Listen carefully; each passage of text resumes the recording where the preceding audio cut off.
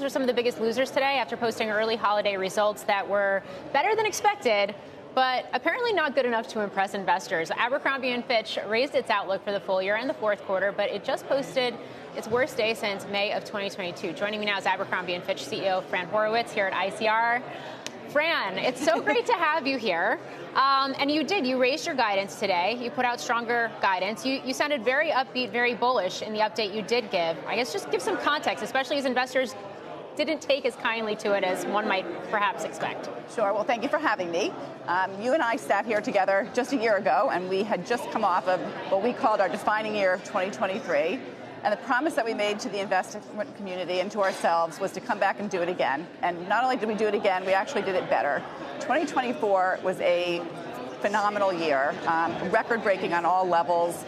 The fact that we grew the business 15% on the top line, 15% operating margin, and to your point, increased the fourth quarter as well. I couldn't be more proud of what we've been able to accomplish this year. Investors, I think, expected to see more, given the fact that you've had, call it, 2 years of very strong comps. You tend to be stronger than expected in terms of the numbers you do put out. How to think about what is sustainable over the long term in terms of growth for the company and its brands? Yeah, so we came into 2024 with momentum, and we're going into 2025 with momentum. We have spent several years really rebuilding the company, building a very strong global foundation that's going to help us continue this momentum into 2025. We have a very clean store base. We have two incredible, iconic global brands that are resonating and are very, very healthy. We've invested in our digital business. In fact, our business is 50% stores, 50% digital, both of which are very profitable. So again, lots of good things happening. The good news is that because of where we are and having a strong balance sheet, we can continue to invest in the business and keep us continuing to be ahead. A year ago, you and I were having this conversation. Abercrombie and Fitch was posting strong numbers. You were talking about the fact that Hollister was on the cusp of realizing its turnaround. Where are we coming into 2025? So a great year for Hollister.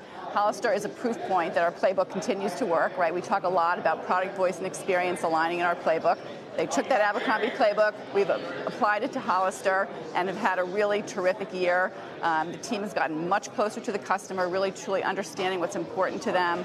We launched this year as a great example our collegiate collection, which was really showing you that this teen, whether they're going to go to school or not, college is very aspirational for them. They love to wear different universities. They told us that. We listened. We launched this collection. It's been very successful. So staying close to that customer and making sure that we have the product, voice, and experience aligned. What are you seeing in terms of the health of the consumer as we do come into this new year? And there is this focus on a holiday season that was perhaps better than expected. Yeah, what we're seeing from the consumer is that whether the economy is good or not, the consumer always has an opportunity on where they choose to shop, and they're choosing us. To end 24 with both brands being double-digit growth, comparable sales growth, we're seeing a consumer that's willing to spend when they see what they want. Kids, women, young adults, men, where do you see the biggest growth levers moving forward? We actually have growth opportunity in both of our brands. One of our biggest levers going forward is actually international. We've talked a lot recently about global growth for us. The majority of our growth over the past few years has really been North America. We are excited. We have teams in London to run our EMEA business and teams in Shanghai to run our APAC business. They are now exporting the playbook and really coming up to speed. So we saw growth across regions this year as well. So I would say that both brands as well as international are big opportunities going forward. We have a lot of conversations about how strong the U.S. economy is versus the rest of the world. What are you seeing from your unique lens where consumers are concerned? Yeah, what we're seeing is, again, the consumer has a choice to shop, and they're choosing us. So we saw growth across regions all year.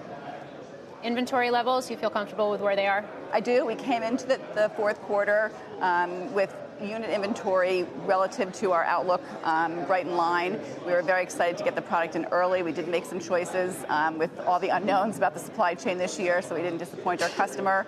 And our expectation is to head out of the quarter with clean inventory as well.